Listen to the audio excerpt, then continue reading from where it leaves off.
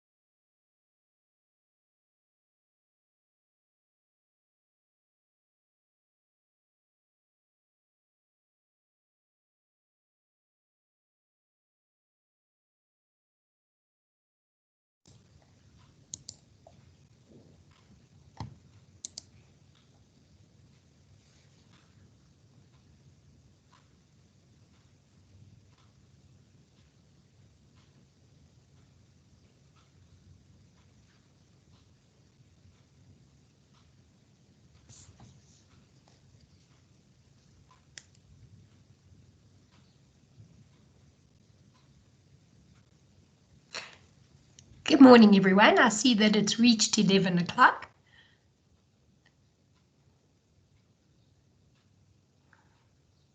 Pumla, how do you feel about us getting started?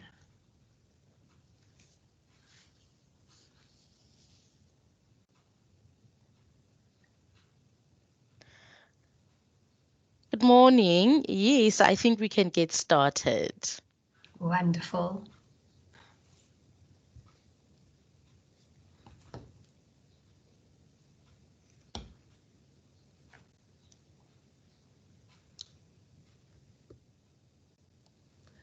Right, well, good morning to everybody that's joined us. Very, very happy to have you here this morning. And I was hoping it was going to be a beautiful spring day, but yeah, in Johannesburg, it certainly isn't. It's quite nippy and it's rather overcast. But I thought I'll try and do a little bit of spring with at least wearing something with flowers on it to get us into the right frame of mind today as we talk about spring cleaning your habits. So Pumla, I wonder if you'll quickly share with everyone just some of the exciting collaboration and growing that individuals can do with Academy of York, and then we'll get cracking this morning. Definitely. We have launched, in fact, it has been ongoing, the Gain a Study Buddy program, where you can actually refer a friend. And if you refer a friend whilst you're still studying, you are going to earn 500 Rand in study credits. But if you are no longer studying with us, you've completed your studies, you can then earn yourself 500 Rand in cash. So you can use the link that's on our chat and refer a friend. And if they then register, you are then going to then get that 500 Rand either in study credits or in cash.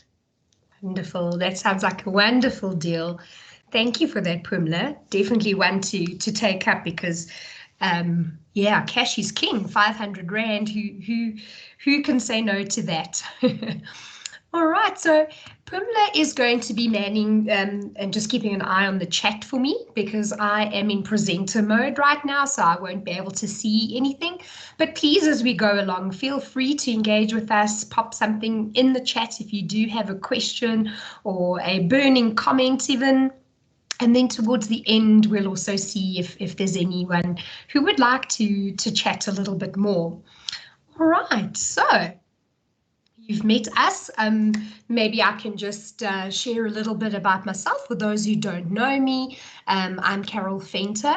I'm an occupational social worker, which really means I've just specialized in employee wellness, and I've really worked in all sorts of fields, including being at a university where I worked in the Dean of Students office. I've worked with a number of NGOs. I've worked in the employee wellness field, and it really is my pleasure to be with you today and to co-host with Pumla as we take you on this journey on how to spring clean your habits.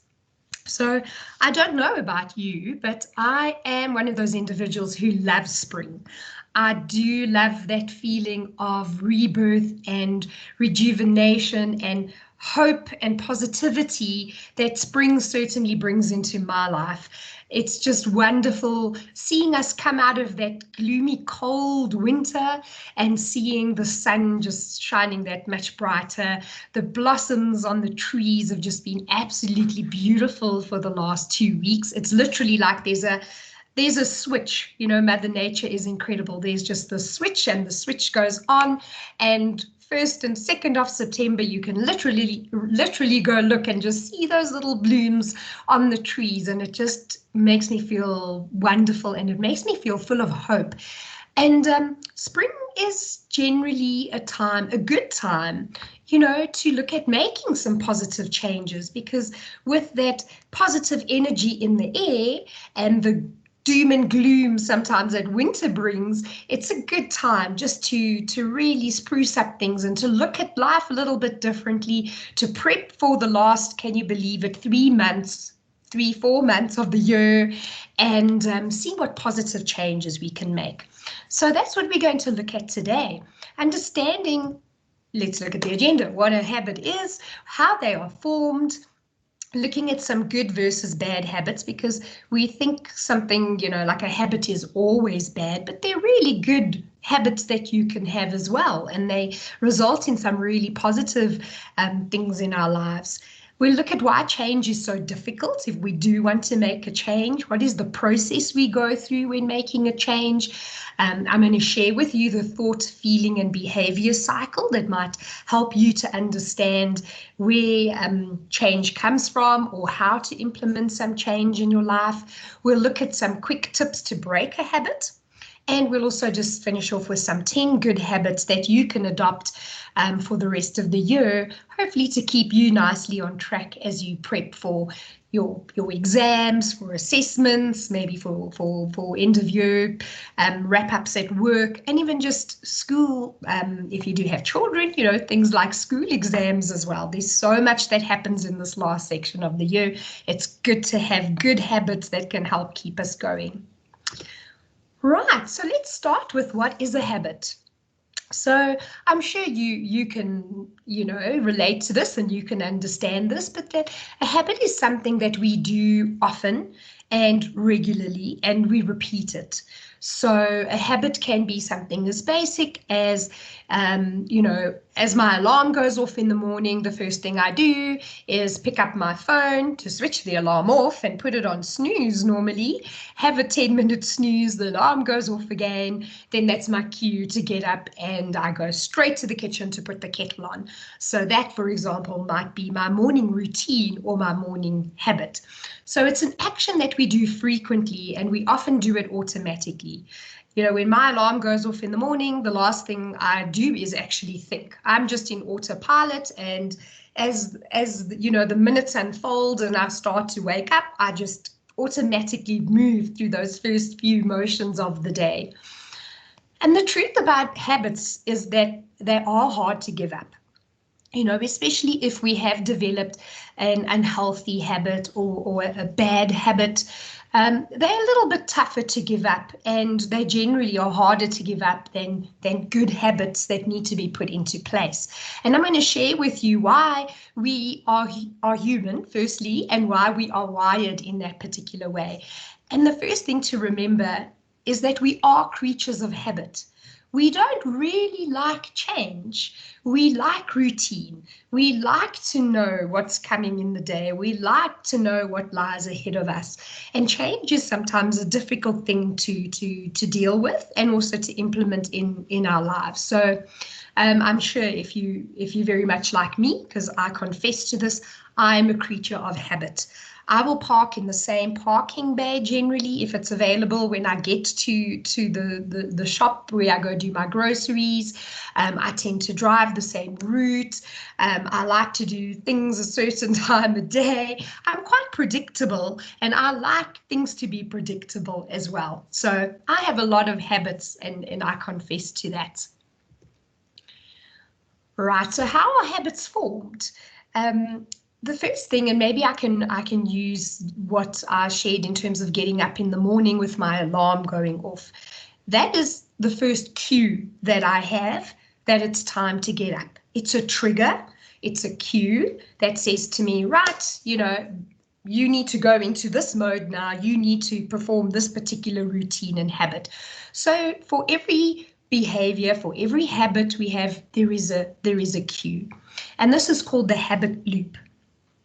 So from that cue, and I'm using the alarm again, that goes off, I have a routine. Normally, as I said to you, I pick up my phone, I press snooze, I probably snooze, for about 10 more minutes. I'm half awake, but my brain's starting to function a little bit.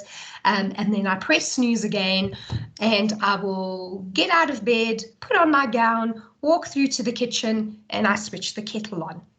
So that's my morning routine, and it's been triggered by my alarm going off. And then for every routine or for every behavior we have, there is a reward. So the reward of me putting the kettle on is obviously that I'm going to make a cup of coffee, and that first sip of coffee is just wonderful. And it immediately starts to wake me up. It's probably mostly in my head, but I start to wake up and I go, right, I'm ready to face the day. So this is really just in a very basic way, but I will go through it a little bit more in depth, how we form habits. So there's a cue or a trigger, there's a routine that we get into, and every routine has some sort of reward, which makes us want to repeat the behavior again, and it gets us into this habit loop. All right, and that is with good or with bad habits, and we'll chat about those as we go along. So Primla, I just want to check that everybody is there, that I'm not talking to myself, and that you can see my slides.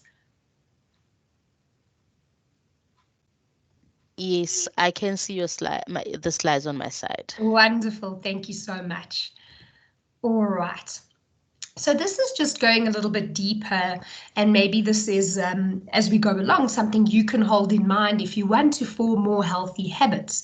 Basically, it's the 3 R's of habit formation. All right, so that's a reminder, routine, and reward. It's very much what I showed you previously where I spoke about there being a cue, but now if you want to really hold it in mind, you can think of it as reminder, routine, and reward. So a good example for this is a healthy habit that I'm trying very hard and not always being successful with is drinking more water. I know I don't drink enough water. I am terrible, so to speak, in that I do have an unhealthy habit of drinking a lot of coffee. And I do love my caffeine, and that seems to keep me going. So something I've been trying lately is putting a reminder on my desk, and it's normally a glass or a bottle of water. And I am guilty because it's not yet here today, but it is on the to-do list. I will get to that. So that bottle of water would be my cue or my reminder to drink water. You know what they say, out of sight, out of mind?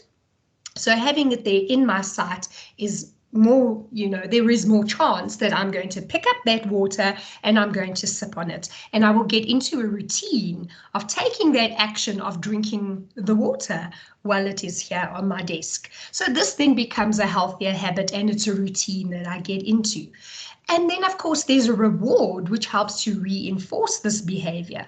So the reward of drinking water, well, firstly, even if I don't even realize it, is that that water is replenishing me. It's refreshing me because I'm getting the essence of life into my body instead of something like caffeine. So that water is immediately, sending healthy signals to my brain and to the rest of my body, my kidneys and all of that. And I'm going to be feeling a little bit better. And that is the reward that comes from me doing this routine. That means I'm going to be more likely to continue this loop, to continue this cycle, and to have that healthy habit. But of course, as I've said, guilty today, there's no water here on my desk. The reminder's not here. And unless I go get that bottle and put it here, I'm not going to have my routine today, and I won't be rewarded, and I'm probably going to break this habit. So I need to reinforce it and get back on track. Right, so maybe I can hear from you out there. And Primla, this is where you could maybe just help me, but I'd like to hear from you. I've confessed already this morning, so I'd like to hear from you. What are some of your good habits? When we talk about good and bad habits, let's start with the good. What are some of your good habits? And Primla, I don't know, do you have a good habit that you've managed to stick to? One of the good habits, I think that, talking about water, I've actually gotten a strategy for me to be able to drink my 3 hours of water every day. So I've recently started fasting, and I know that during that fasting period, I'll be having my 1.5 liters, and as soon as I break the fast, I then have the remaining 1.5 liters. So this is something that I've done. They say it takes about 21 days for you to build a habit or to get used to one. And I've cracked that 21 days, and I'm really proud of myself for that. Well done. Thank you, Primla. Maybe I need to chat to you afterwards and get some more tips. Then, yeah, is there anybody else that would like to share any good habits that you have that you're proud of? Maybe it's something you recently implemented, whether it's something around exercise, healthy eating, getting more sleep, anything like that.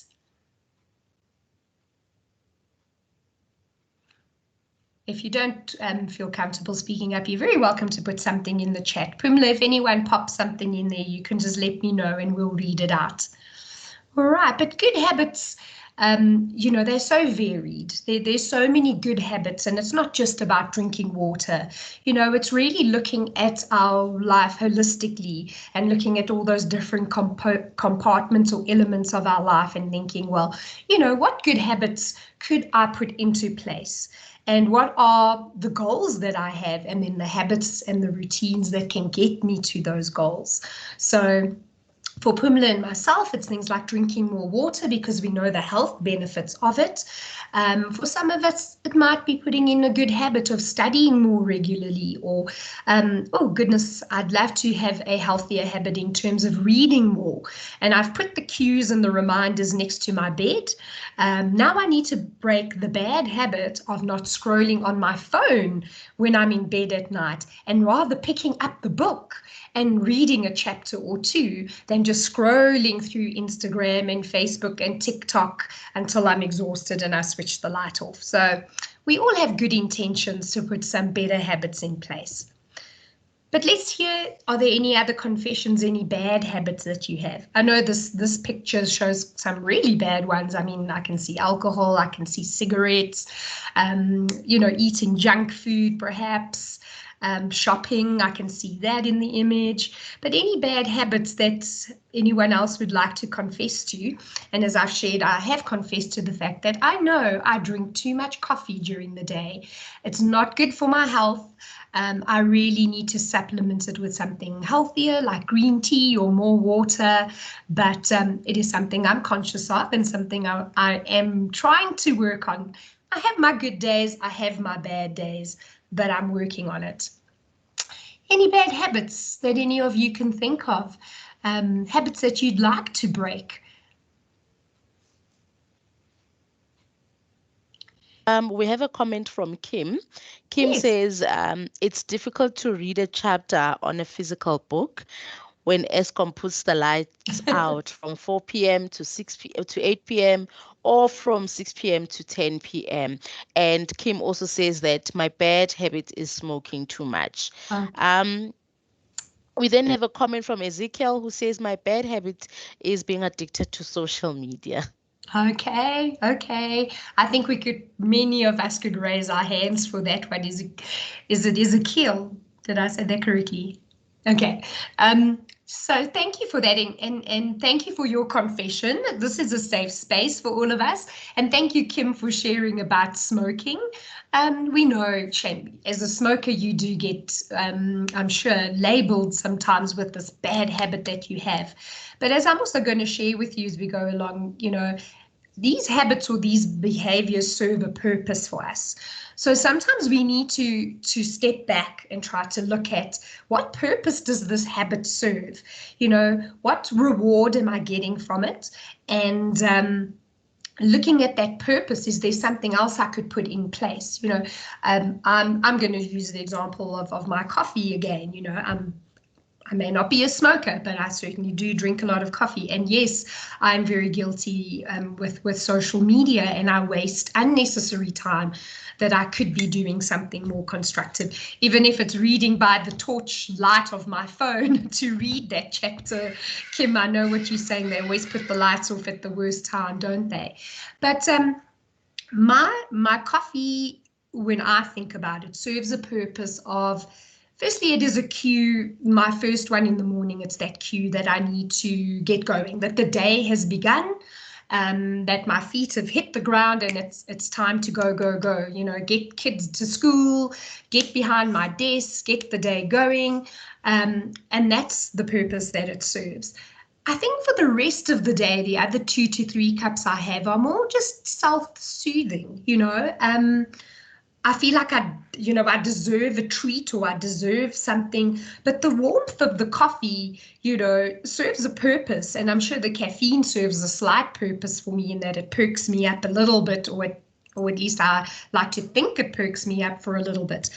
But it's what purpose does that bad habit serve? And if you can ask yourself that question and look at that and see, Is there something else that's maybe more healthy that you could put in place that would have the same reward, that would have the same purpose for you? And with my example, I'm just going to use green tea. Many people have said to me, rather drink green tea. It also perks you up.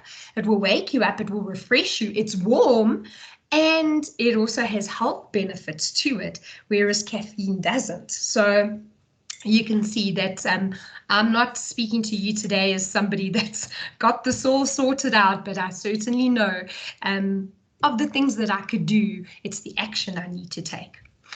So now also just ask yourself, how do you know when a habit is good or bad? You know, as I said to you, it's not, we don't want to label all habits as bad. You know, we have good habits as well, and they have health benefits perhaps for us. So maybe you can ask yourself 2 questions when you look at your habits, which is hopefully an exercise you'll do after we've spoken today. But does the habit you have help you reach your goal?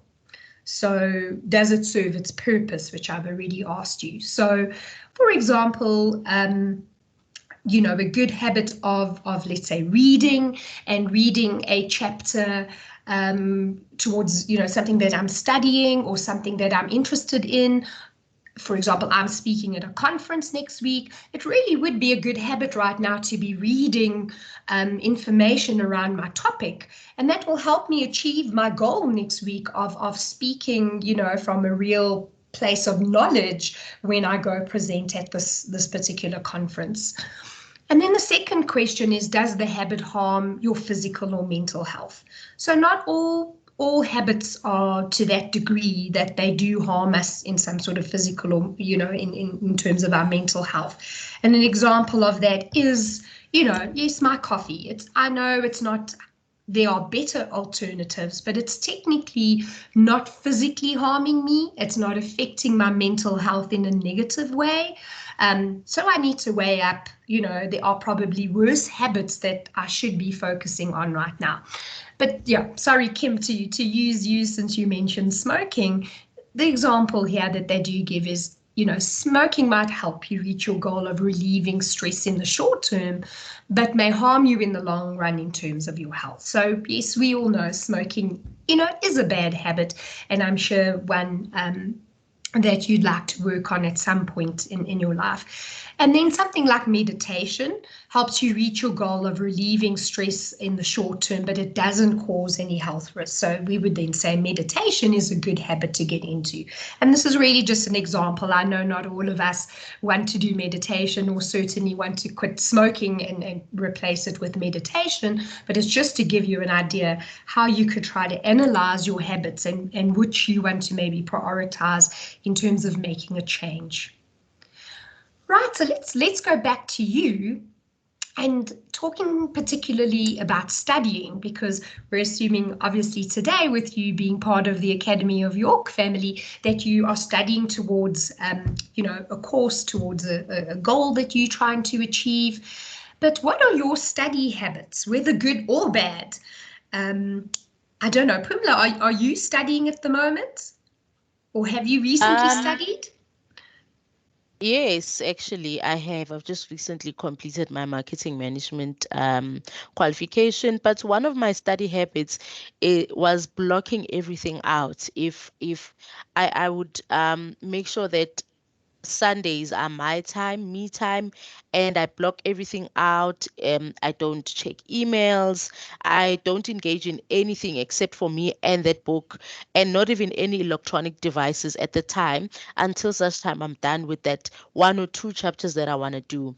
And it doesn't necessarily have to be the whole Sunday. It can be 1 hour, 2 hours for me to do the relevant research, whether it's me having to write a report or an essay, making sure that I sit down and finish that one section or that one chapter until I am done with it, then I can focus on everything else. And I believe that that's what worked for me because I didn't change between days or let me start at 8 and then end at 12 and then start again. I would just make sure that I engage in my studies within that 1 hour, 2 hours, and it was very productive for me.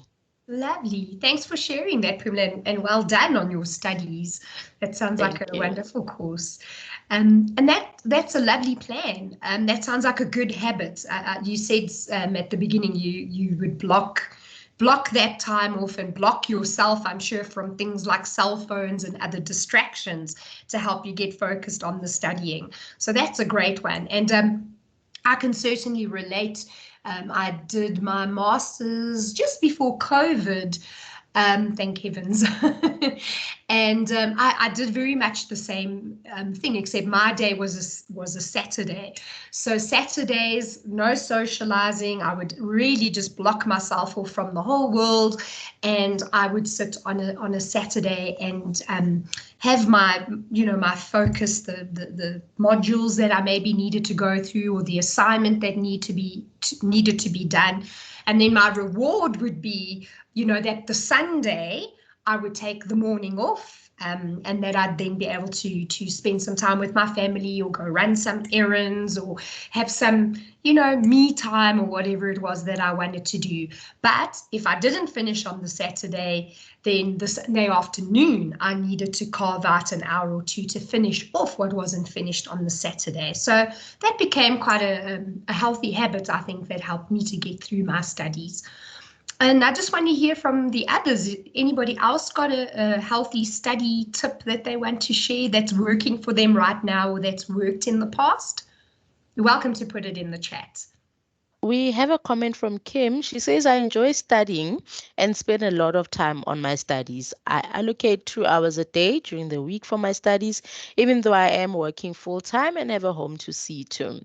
The reward is the accomplishment and being able to grow within my career. I also reward myself with different things depending on the level of the challenge. So, submit an assignment, give myself a piece of chocolate, complete a module, relax for the weekend with a nice meal at a restaurant. I am almost 40, but I believe in lifelong learning.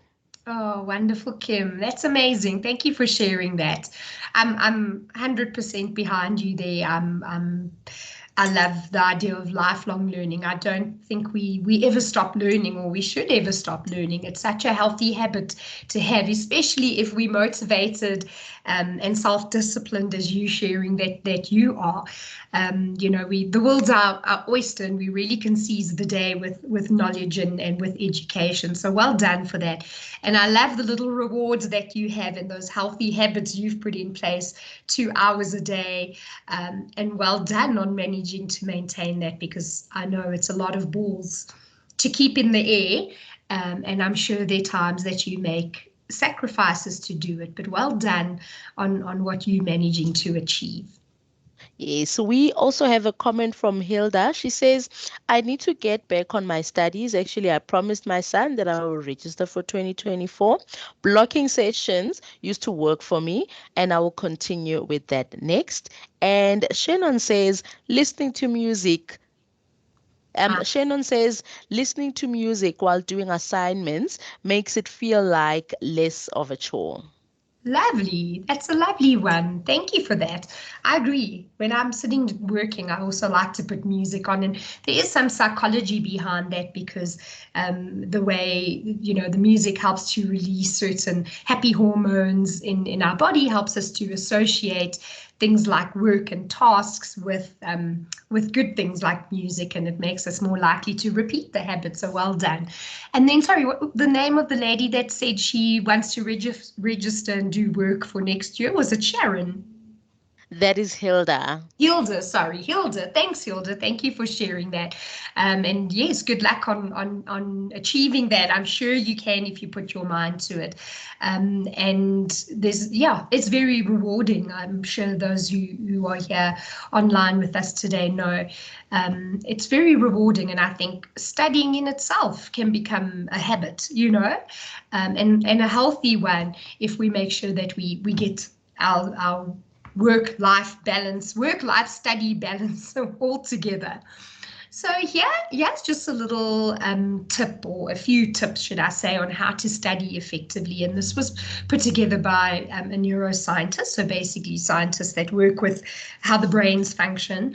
how the brain functions. But firstly, that spaced repetition rather than cramming is the best method for long-term learning. I think we hear that from a very young age, but we still are creatures of habit that fall into that, bad habit of cramming. My son is 12, he's in grade 6, it's test cycle week. And oh my goodness, no matter how much we've tried to instill this spaced repetition, regular revision just for 30 minutes a day, he crams the night before. And then there's tears because why do I always do this to myself, Mom? And now I've got so much work to get through. And I have decided, he'll have to learn the lesson the hard way. And eventually when he learns that there's a reward by doing healthier studying, in terms of these spaced, blocked out times and regular revision, he will then see the reward and hopefully we can reinforce the behavior. So that's a battle we continue to have here in our home. And then they say really engage with the material and think beyond the exam. So that's a tough one because we're all limited with time. And, I'm sure many of you might be working, you've got homes to run, you've got families, you hopefully have a social life as well, and you're trying to fit in studying or you're planning to fit in studying. So it's really great when you can sort of, so to speak, lose yourself more in the material and engage with the material rather than feeling the exam or the assignment or the assessment that you have is really just a tick box and, this is what I need to get through. So sort of, doing a little bit more reading on the side if there's a particular, element of the work that interests you, that just helps you to feel more engaged and more connected to the topic and the subject that you're working on. And then sleep moves memories from the inbox part of our brain into permanent storage. So the short-term memory into the long-term memory. So we need our sleep. But what is the first thing we cut back on when life is hectic? We cut back on sleep. We try to make more hours in a day. We exhaust ourselves. We go to bed exhausted. We sleep for a shorter period of time. And that really affects the way the brain is processing the information that you take in during the day. So you think, or we think sometimes studying till 2 a.m. and then I'll sleep until 6. I'll get 4 hours and then I'll get that assignment done or I'll write that test in the morning. But you're doing yourself an injustice because that's not giving the brain enough time to move what you've taken in from the frontal lobe where the short-term memory is to the permanent storage and the long-term memory of your brain. And then don't rely on being motivated every day and create good study habits instead. So what that really is saying is we have to be honest, we're human. We don't function at the same capacity every day. We don't have the same level of motivation to achieve our goals every day. Well, it's important that we don't lose sight of that. We do need to keep that long-term goal in mind or that deadline in mind, but to be kind to ourselves and to understand that I may not be 100% motivated to get all this work done today, but rather looking at, creating healthy habits that are more manageable sometimes, like maybe, I might be able to do 1 hour a day, for example. That can also help to keep you motivated because it's small steps that you're working on and moving towards achieving that final goal. And then avoid procrastination by starting small. Do 5 minutes and see how you feel. I use this one with my son a lot. There's a lot of bargaining and negotiation where I'll say to him, okay, boy, just go sit. It's 4 o'clock now. Go sit and read through your work until 4:15. And Mom will check on you then and see how you're doing. Of course, I will always kind of ignore that the 15 minutes have passed and hope that we turn it into 30 minutes, but he starts to lose himself in the work and he loses track of time. So set small goals, which we often call micro steps.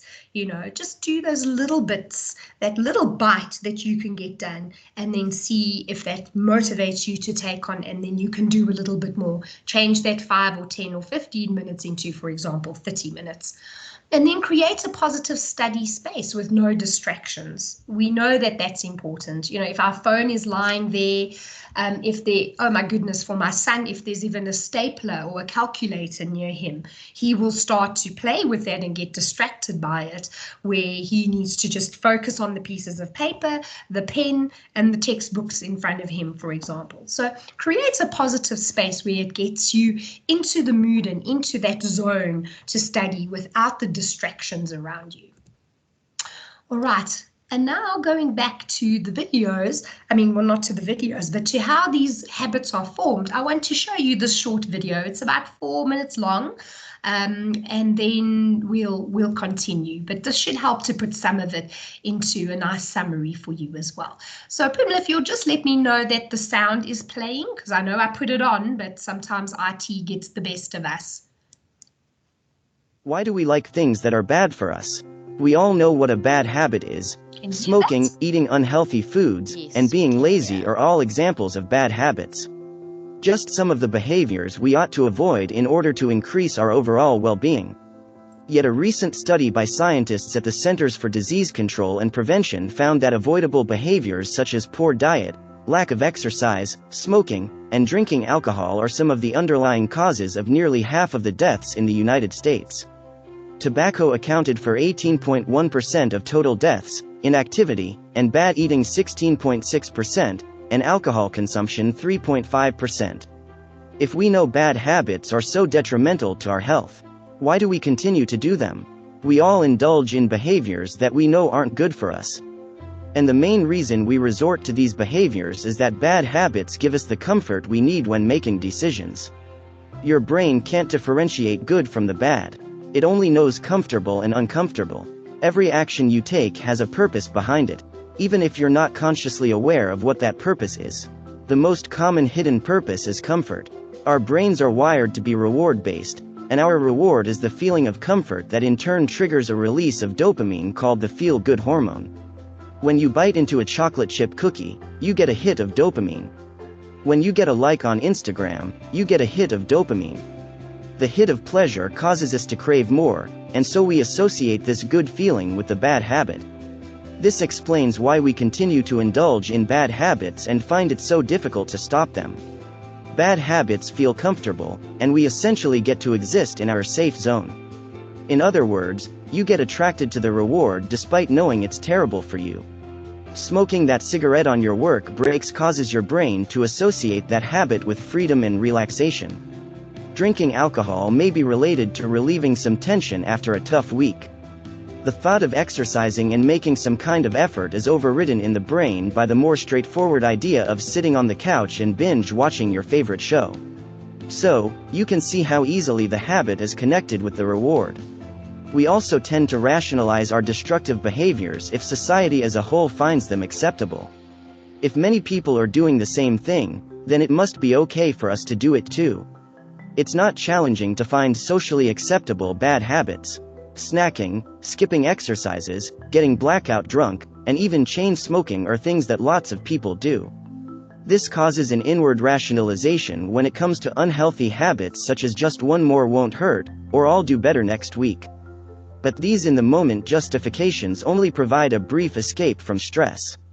It's important to remember that bad habits only give temporary comfort. An alcoholic beverage can only numb you to stress, and after a buzz wears off, the stressful reality returns. Ironically, the long-term solution to breaking bad habits is, in fact, discomfort. The only way you grow is by stepping into the unknown. This is why so many people have a breakdown before breakthrough moments. The more discomfort you experience, the greater the long-term benefit will be. The most straightforward analogy is exercise. The more you push yourself during a workout, the more sweat, burn, fatigue, and exhaustion you feel, the more strength, endurance, and longevity you gain. However, most people don't change until not changing is the less comfortable option. Powerful transformation happens when you truly get out of your comfort zone. A familiar discomfort is a form of comfort. This is why people are addicted to toxic relationships. Comfort is nothing more than an illusion. There's no such thing as absolute comfort. There's only the idea of what's safe and thus more attractive. This one is hard to swallow, but there's really no such thing as comfort. which is why comfortable things don't last. And why the most well-adjusted people are most comfortable in discomfort. Being comfortable is just an idea, you choose what you want to base yours on. Discomfort is your friend, so, stop doing the comfortable things. Get out of your comfort zone and embrace the discomfort if you really want to improve. Thank you for watching. For more exciting videos like this one, let me get out of that. So that's a tough one. You know, that sometimes the only way to get out of things is discomfort, and that actually there is no such real thing as comfort. It's something we just create, or it's an illusion, you know, for ourselves. So that can be a hard one to swallow, and it, you know, makes you think, wow, it makes it even harder to break our habits sometimes. But just to summarize really what the video is also saying is that it is the way we are wired. And that's, as I started at the beginning to say to you, we firstly are creatures of habit, but secondly also that, as you hear, our brains are wired to seek comfort and pleasure. So we will always try to self-soothe. You know, if I'm having a bad day, or I'm struggling with a negative emotion, automatically our brain and our body starts to get to a place of comfort. It tries to find the status quo again, and we will automatically always seek pleasure as opposed to pain, because that's survival. It goes right back, you know, to probably when we were cavemen, where we needed to survive and we had to avoid hurt, avoid threats, and we needed to, you know, or we would move towards comfort and safety and pleasure. So engaging in the behavioral habit releases the feel-good neurotransmitter dopamine in our brain. So that's what they were sharing as well in the video. So even taking that bite of chocolate, or me taking a sip of my coffee, they even mentioned getting a like on Instagram or you know, something like that on social media. It releases dopamine, which makes us feel good, which creates that sense of pleasure and reward for us. So it's a very biological process as well. And every behavior has a purpose. I shared that with you as we went along this morning. What is that purpose? You know, is that purpose to feel better? Is that purpose, you know, to escape a negative emotion or numb a bad feeling that we have and that we don't want to deal with right now? And then discomfort forces us to make the change as well. And I'm sure you've heard of the concept of rock bottom. But sometimes we have to hit that rock bottom before we make the change. That discomfort causes us to make the change. So failing that assignment or getting a mark we're not happy with, going through a really bad patch with our health where we become ill, that might, you know, force us then to make those healthy changes in our diet or in, you know, terms of exercising, so that we get ourselves into a place of comfort and health again. So I just like this little comment and I wanted to share it with you. But change begins at the end of your comfort zone. So when we are too comfortable, when we're not under any type of stress, or where we are not, you know, being motivated to change, we will just stay in that space and we will stay stuck. And change begins at the end of your comfort zone. Once you take that step, once you experience that phase of the discomfort, you know, for example, exercising and your muscles hurt and you're tired and you don't feel like doing this, but you're out of your comfort zone. But that will help. That will be where the change begins and where you start to see the results. So we all make mistakes when we try to break a habit. Sorry, I can see that's a little bit blurry, but I also don't have my glasses on. But when we're trying to change too much too soon, you know, you're not going to run a marathon next week. You have to put those micro steps, those small changes in place, set those small goals to get you there to that final one, because else we set ourselves up for failure and then we just go, oh, you know, well, this isn't going to work. And I know myself, if I were to try, like Phumla, to say, well, I'm drinking 3 liters of water a day, I'm going to fail. It's not going to happen today. I might be able to drink 2 glasses of water a day, and do that for the next 3 or 4 days, and then increase it to 4 glasses of water, for example. So break it down into chunks that you can manage. And then also not having a plan for failure. So if I don't get this right and it doesn't work out and I don't succeed in putting this new, plan in place, this new healthy behavior or habit in place, then I'm a failure. And then I just give it up completely. So have a plan B. I've tried this, it didn't work. What am I going to do differently? Maybe placing the water here on my desk, or, trying to carve out that hour every day to focus on my studies. That's not working. But maybe plan B is starting with 30 minutes a day or 1 hour every second day. And as I achieve that, it will motivate me to continue. And then not changing your environment. And let's use an example of, a very messy desk, or not having the space, to sit and study, thinking that you can sit in front of the TV watching Netflix, or while you're scrolling on your phone, looking at social media, that you're going to be able to study then. You can't. You have to look at the environment. What can you change and make more conducive in that environment for that healthy habit? Even, keeping all the chocolates and biscuits in the cupboard, as you open them, they're right there. That's not going to change. You're not changing that environment. You're not going to change that habit. I'm not saying putting apples there is necessarily going to help, but take the chocolates away, take the biscuits away, put them out of sight. That might help you to break the habit more easily. And sometimes our goals are too vague. Why are we doing what we're doing? Why do we want to make that change? What is that end goal that I want to achieve? If you're studying because you want that promotion at work, or you have your dream job that you want to get into one day, and studying these courses is going to help you make that change and get to that goal, that's going to motivate you more to make the changes. And then focusing on should instead of will. So sometimes, I should do this, or I should have done this, rather than really seizing the moment and taking control of the action and saying, I will do this. Not I should study towards that dream job. I will get that dream job one day, and I will do the courses that I need to get me there. So why is change so difficult? Firstly, because we fear the unknown. It takes a lot of time and effort from us. It can be tiring and exhausting to make those changes, especially at the beginning while we're still trying to get a grip of it. We are impatient. We want things to happen immediately.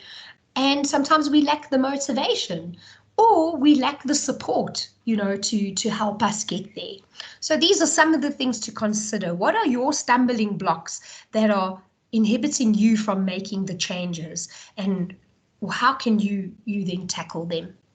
So quickly, I just want to share this graphic with you, which is the process of change, or the process of transition. And I want you to understand that putting a good habit in place, putting healthier behaviors in place, is a process. It doesn't just happen like that. We go through this particular roller coaster process when we make a change, or when we're trying to put something new in place. Firstly, we'll be anxious about it. I want to study. Can I do this? Where will I find the time? Then we might have a moment of happiness. Yes, I'm going to do this. I'm so excited. I can't wait. I remember going and buying all my stationery when I got into my master's course, and I was so happy and so excited. And then the fear set in when the material started to come through, and the timelines and the reality hit, and it's like, how on earth am I going to achieve this? What have I done? Why am I being so ridiculous thinking I can take this on? It was seen, then also as a threat to my social life, a threat to my life in general, because I was going to be consumed by these studies. I remember feeling guilty because my husband had to pick up more, of the child raising duties around the house and some of the other household duties. And then you might also hit a point of depression, which isn't necessarily that you're chemically depressed. It's just that you're like, I can't do this. I can't get through this. This is too difficult. I don't even know why I'm doing this anymore. But then the good thing is we start to go up again. We start to have that upward dip where we start to feel motivated. We start to integrate this change into our lives. These studies, these habits start to fall into place, putting the time aside to study. And then we really start to move forward and we get on with it. And that goal is closer to us than it was when we started off at the beginning with all that anxiety and fear.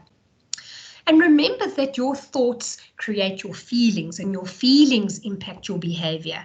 So if you are thinking to yourself, I can't do this, I'm never going to get this done, I'm never going to be able to make these changes, you're going to feel like you're failing, you're going to feel lost, you're going to feel demotivated and disinterested in it as well. And that's going to result in you not being able to take the action and to make the behavior changes. So you need to look at changing your negative thoughts, managing your negative feelings when they're triggered by those thoughts, and then putting more positive behavior in place. So as we start to finish off, yeah, some quick tips for breaking a habit or to looking at how you can break a negative cycle when you get stuck in it. The first thing is looking at the thoughts. How can you break negative thoughts or thoughts of failure, for example? And I like to use the 3 C's. So firstly, catch that thought, catch it. Oh no, I'm thinking really negatively at the moment. I keep thinking how I'm just going to fail at everything and I'm never going to get this done. Then check that. Is that a real rational thought? Or is that just coming from a place of exhaustion and feeling overwhelmed, And then change that thought. So maybe change it into that will, I will get through this. I am strong enough. I am clever enough to get this done. So catch it, check it, and change it. Then you can also do something like snapping, which sounds a little bit silly, but it really works because our brain, again, is wired to feel discomfort and to make a change. So if you are caught up in really negative, self-defeating thoughts, you could put an elastic band, around your wrist. And these days you get lovely, colorful ones. Put an elastic band around your wrist, wear that. And when you find yourself getting caught in those negative thoughts, you can snap yourself. Okay, you're not going to cause yourself to bleed or anything major. It's not self-harming, but just snap yourself, and that will help to break that negative thought. You can catch it and you can start to change this process and change your thought process. And also use things like visualizing. Maybe you can just close your eyes for a minute, focus on your breathing and visualize yourself achieving that goal. I remember when I was studying, our lecturer did that with us when we were really feeling overwhelmed and we just couldn't get through our studies. She made us close our eyes and picture ourselves walking across the stage as we graduated. Imagine ourselves in our gowns with those little hats on, I forget what they're called, picturing who was there in the crowd watching us, and how we would feel about that, and to use that to keep us going. And it was so powerful. It definitely worked for me. Then when it comes to feelings, if you're feeling, overwhelmed and your feelings are getting in the way of making those changes, identify the feeling that you're sitting with. Give it a name so that you can get some control and some power over it. And then sit with it and try to understand, where is this coming from? Why am I feeling this way? What are some of the thoughts that triggered this feeling? Look at some positive self-talk and also reframing that, again, just tell yourself you will get through this. Tell yourself, I can do this. Stop those negative words in your head and that little devil on your shoulder that sits and talks so negatively to you, and reframe it. This is hard, but I know that if I set my mind to it and I break it down into little steps, I'm going to get to the end. And then when it comes to the behaviors, if you find yourself caught in a bad habit, stop yourself as soon as you realize that you can. Just take a moment, step away from it. Say, no, why am I putting the kettle on and making another cup of coffee? I know I should be doing better. Identify what triggered you and try to go do something else to distract yourself, even if it is taking a walk into the garden and taking a few breaths of fresh air. And if you need to, obviously talk to someone and help them to break you, out of that moment where you caught up in that behavior. So quickly just looking at how to reinforce a new habit. Well, firstly, start by analyzing or evaluating your current habits and thinking of your study habits or some of the negative habits you might want to break. Ask yourself, what habits need the boot? Do I need to kick this out and start with something new? Is scrolling for 2 hours at night on social media, is that something I want to change? What purpose, and there's a spelling error, excuse me, what purpose does it serve? And what new habits could you benefit from? Yes, I could benefit from reading for that hour, for example. What are my goals? So why would I want to read? It must have a purpose, surely, to relax me, to help me get more sleepy, to switch off, maybe to learn something new, to enjoy myself because I get caught up in the story. What is the goal there? And then, do your current habits fit in with the goals that you have yourself, for yourself? Are they helping you to get to where you ultimately want to be, or are they holding you back? And then to positively frame it, you can do it. As I've said to you already, start with a small habit. Make it so easy that you can't say no. I'm just going to take 3 sips of water. I'm just going to study for 15 minutes tonight. I'm just going to look at the course material and try to figure out what I need to do. And as you build your confidence, you can take on more and you can do the next steps. When you find you slip back into old patterns, check yourself, catch it, change it, get back on track. Repeat that behavior. And then reward yourself to reinforce the behavior. If it is that bite of chocolate, if it is that nice dinner, if it is a little bit of time on social media or, connecting with a friend, watching something on Netflix, however you reward yourself, remember to put those rewards in place to help reinforce it. You can create yourself a daily challenge, so that again breaks it down into those bites that you can manage. My challenge for today is to get those 2 glasses of water down and to eat an apple. I also need to eat more fruit, less chocolate. Keep a chart or a daily journal to keep track of your successes. That also is going to help you to feel motivated and that you're achieving something. You can always ask for support and get a buddy. You've already heard, that through Academy of York, you have study buddies. Use positive self-talk to get you there, because you will trick yourself then. You can fake it until you make it if you speak to yourself more positively.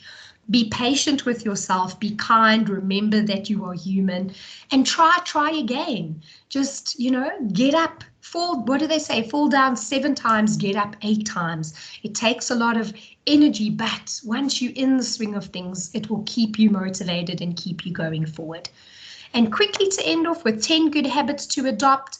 I've already touched on some of these today, and this is definitely going to help you towards studying, towards your just getting through the workday alive and keeping you going in whatever balls you are juggling in your life. But get enough sleep, 7 to 8 hours. I know it's hard, but you need it. Try to meditate or just take moments where you can connect with yourself, breathe more deeply and be more mindful of where you are.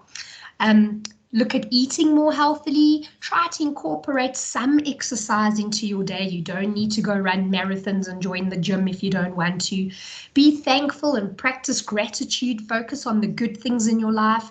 Be mindful, be present, live for today, really, live for the moment. Be altruistic, help others where you can. Be a good study buddy, be a good be a good person and try to help others where you can. Set goals for yourself, because without goals you'll get lost. Let things go when you need to, because sometimes we have to do that. We just have to realize there are some things that we just can't manage or get through, or it's not worth the fight sometimes, and we just need to step away and let it go. And then keep a journal, keep a diary. Helps you to keep track of where you are, helps you to keep track of what you are achieving, and it helps you to feel motivated. And then remember, change is hard, but it's worth it. And I love this, and I love the image of the caterpillar. Change is hard at first, it's messy in the middle, and it's gorgeous at the end. So just keep the beautiful butterfly in mind. We all want to go, or we will all go through some sort of a process of change, but at the end, that end result is worth it. All right, and that is me done. I think, boom, just on time. It's hit 12 o'clock. So back to you, Pumla, and back to our chat. Is there anything anybody has shared that we should pick up on?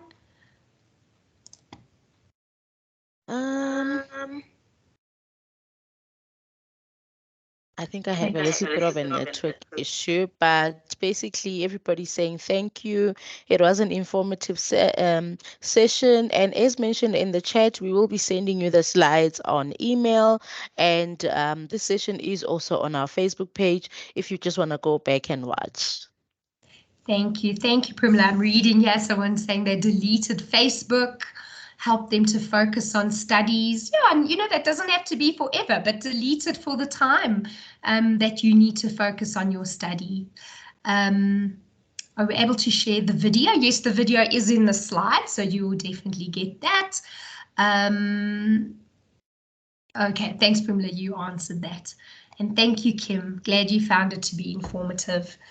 All right. Well, thank you so much, everyone. I really appreciate you joining us. Good luck with breaking some of those bad habits you'd like to tackle, and good luck with putting some healthier ones in place, whatever they may be, around your studies, around, being more healthy in terms of looking after your body or your mind. I wish you well. And then don't forget to join us next month, where we'll be looking at time management and self-management. I'm looking forward to hopefully seeing you all then. Pumla, thank you for helping me from your side, and I hope you have a good day too. Thank you so much, Carol. Thank you so much. And thank you everyone for joining us. Take care, everybody. Bye-bye.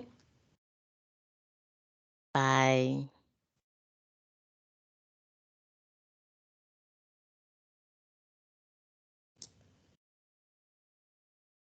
Thanks, Hilda. Bye-bye.